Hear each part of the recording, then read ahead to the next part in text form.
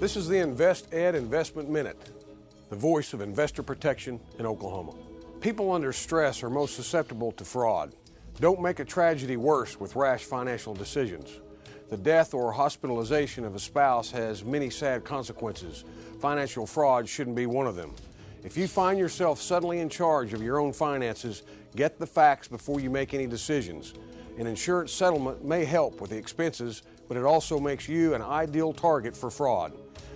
Arm yourself with information and your confidence will send con men running. Investor education is power and may be the best protection you can have to avoid becoming a victim. This is the last of our 26-week series.